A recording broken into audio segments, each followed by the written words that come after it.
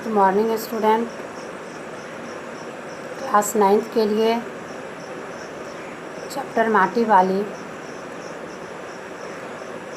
के आधे भाग की चर्चा की गई थी, जिसमें यहाँ तक बताया गया था कि माटी वाली एक निर्धन महिला थी, लेकिन इतनी जवाबदेह महिला थी कि उसने अपनी पहचान टिहरी नामक बस्ती में इस कदर बना लिया था कि लोग उसको तो क्या, उसके कंतर को भी पहचानते थे, जिसमें वह माटी लाकर पहुंचाती थी। बात उस समय की थी जब घर घर में लकड़ी पे खाना बनते थे और वैसे चूल्हे जो कि कालिक से खाना बनने के बाद पूरा पुत जाता था, उसको माटी से ही पोत करके साफ़ किया जाता था।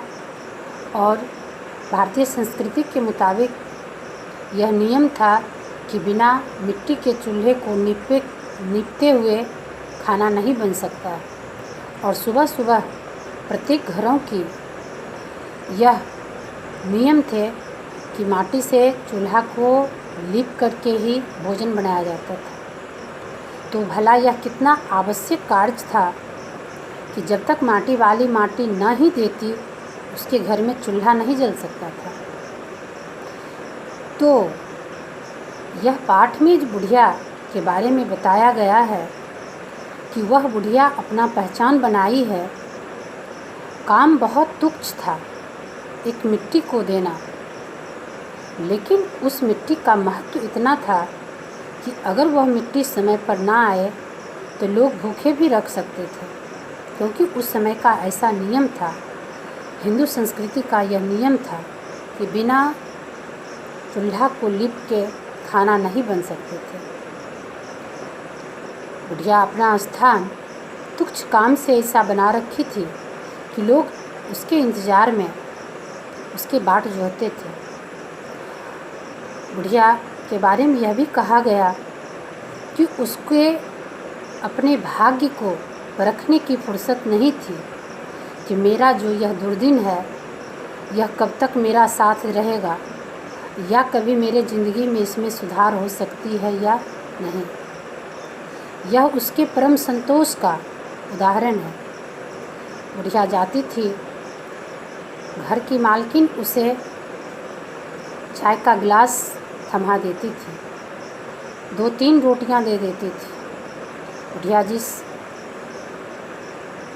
कंस्टर में मिट्टी लाती थी, उसको माथे पे रखने के लिए एक मिट्टी ना लगे सर पे, इसके लिए एक कपड़े को गोल बना करके गिलटी रखती थी और उसी को खोल करके वह अपना रोटी, एक रोटी तो चुपके से चाय में डुबो कर खा लेती थी, 2 रोटी बांध कर ले आती थी अपने पति के लिए। कहानी के आधे भाग में यह बताया गया है कि एक दिन जब बुढ़िया को पीतल के गिलास में चाय मिला तो वह कहती है कि आपने आज तक इस गिलास को बदले नहीं हैं। मालकिन कहती है कि मैं पूर्वजों के दिए हुए चीज़ों को इतना जल्दी कैसे मिटा दूँ, क्योंकि हमारे जो पूर्वज रहे होंगे, हो सकता है बहुत मुश्किल से यह गिलास खरीदे होंगे।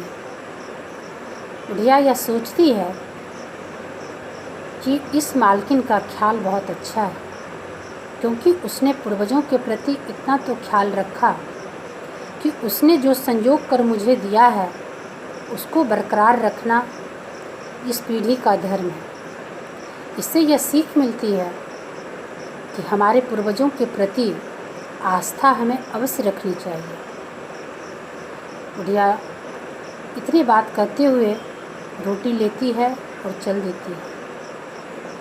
बुढ़िया मन ही मन सोचते जा रही है कि आज मैं अपने पति को रूखा रोटी नहीं दूंगी, मैं थोड़ा सा प्याज ले लूँगी और उसे भूंजकर रोटी में उसके साथ दूंगी। ऐसा सोच रही थी, मन ही मन रोटी का हिसाब कर रही थी कि हो सकता है वह 1.5 रोटी ही खाए और मैंने भी तो एक रोटी खा ही ली है। यह उसके गरीबी का तहकीकात करता है। मन ही मन वह सोचती है, रोटी का हिसाब करती है कि आखिर मैं कितना खा लूं कि मुझे भी थोड़ा संतुष्टि मिल जाए और मेरे पति को भी थोड़ा संतुष्टि मिल जाए। कई दिनों से वह रूखा रोटी दे रही थी, इसलिए वह कल्पना करते हुए जा रही थी मार्ग में कि आज मैं जो 2 प्याज ले जा रही हूँ इसे भूंज कर दूँगी। यह एक दर्दनाक कहानी है। कल्पना हर लोगों के अंदर होता है, चाहे वह बड़े हों या छोटे हों। वह बुढ़िया कितनी कल्पनाशील थी। ना रहते हुए भी वह सोच रही थी कि मैंने जो आज तक कर रही थी आज उसमें कुछ बदलाव करूँगी। साधनहीन व्यक्ति भी अगर योजना के अनुसार कोई काम करने को सोचता है तो उसके लिए उसे योजना बनानी पड़ती है। संयोग की बात बुढ़िया घर जाती है और सोचती है कि जो ही मुझे अपने पति पर नज़र पड़ेगा वह अन्य दिनों की भांति मुझे देखेंगे तो मैं उसे सांत्वना वाला शब्द में बताऊंगी कि मैं आज आपके लिए सिर्फ रोटी नहीं लाई हूँ बल्कि उसके साथ प्याज भी लाई हूँ। बुढ़िया यह सोचते हुए गई कि मैं नज़र मिलते ही उन्हें यह बात कह के खुश कर दूँगी। प्रकृति या ऐश्वर्य के द्वारा जो यह कल्पना के रूप में कहानी लिखी गई है उसमें यह बताया गया है कि बुढ़िया ज्यों ही घर में प्रवेश करती है वह अपने पति से नज़र नहीं मिला सकती है। वह मरणासन की स्थिति में अपने पति को जब देखती है आँख ना खोले हुए तो वह डर जाती है।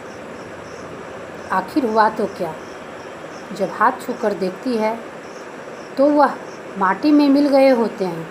यह एक मुहावरा शब्द है बुक में दिया हुआ। माटी में मिलना यानी उनकी मिट्टी पार्थिव शरीर जो है वह मिट्टी के समान स्थिर हो गया। बुढ़िया के सामने जो समस्या थी उस समस्या को भला कौन नहीं समझ सकता। उस गांव के जो तहसीलदार जो थे वह बुढ़िया को बुलाकर उसकी स्थिति से अवगत होना चाहे। बुढ़िया तनिक भी नहीं झिझकी। उससे पूछा गया कि तुम क्या करती हो। बुढ़िया कहती है कि मैं घर घर मिट्टी पहुंचाती हूँ। अब मेरा क्या होगा। हो सकता है इस गांव वाले गांव छोड़कर चले जाएं, नए नए शहर में चले जाएं, तो मेरा क्या होगा। उस तहसीलदार ने उसे सांत्वना देते हुए कहता है कि तुम्हारे पास आखिर कोई ज़मीन के कागजात हैं, तुम कहाँ रहती है। बुढ़िया कहती है कि मेरा कोई कागजात नहीं है, मेरे घर द्वार कहीं कुछ मेरे नाम पे नहीं है। फिर उससे दूसरा प्रश्न रखा जाता है कि तुम माटी कहाँ से लाती है। बुढ़िया कहती है कि मैं माटी उस गहरी बांध के नीचे से लाती हूँ। तो क्या उस माटी खाने का कागजात तुम्हारे पास है। बुढ़िया यह कहती है कि नहीं। इस तरह बुढ़िया अपने सारी ज़िंदगी को इस तरह खो दी। फिर भी उसके अंदर जो भावना थी वह भावना हमारे लिए सम्माननीय है। ऐसा भी व्यक्ति होता है जिसने अपनी ज़िंदगी के लिए आज तक कोई परवाह ना की, लेकिन दूसरे की पेट भरने के लिए वह अपने जीवन को दांव पे लगा रखती थी। भला माटी पहुंचाने जब वो गई होगी तो वास्तव में उसे यह पता चला होगा कि आज मेरे पति का तबीयत ठीक नहीं है। उसे छोड़ कर के भी वह अपने काम पर अपनी जवाबदेही को पूरा करने के लिए समय से चली गई थी। इस बात को लिखते हुए लेखक यह प्रदर्शित करना चाहते हैं कि व्यक्ति में अगर कार्य करने की जो क्षमता होती है वह उसे कुछ दे या ना दे, अपने मनोबल को बनाए रखने में काफ़ी मदद देता है। जिस तरह बुढ़िया अपने मनोबल को कभी नहीं तोड़ी और उसका जो काम था उस कार्य के प्रति वह सदा समर्पित भाव से करती रही। दुनिया वाले, उसके आसपास वाले भले ही उसकी बातों को न समझा, लेकिन बुढ़िया अपने मन में हर लोगों के ख्याल रखती थी कि अगर मैं ना जाऊंगी तो शायद उनके घर में चूल्हे ना जलेंगे। इस बात को लिखते हुए लेखक यह हम लोगों को यह सीख देना चाहते हैं कि कार्य का जो फल हो वह मिले या ना मिले, अपने कार्य के प्रति जिस व्यक्तियों को लगाव होता है उसे अपने मनोबल को ऊंचा करने में काफ़ी योगदान देता है। कहानी का सारांश समाप्त हो चुका है। अब आप अपने कार्य के प्रति जिसका जो कार्य है, जिस व्यक्ति का जो कार्य है, बुढ़िया का काम था माटी पहुंचाना।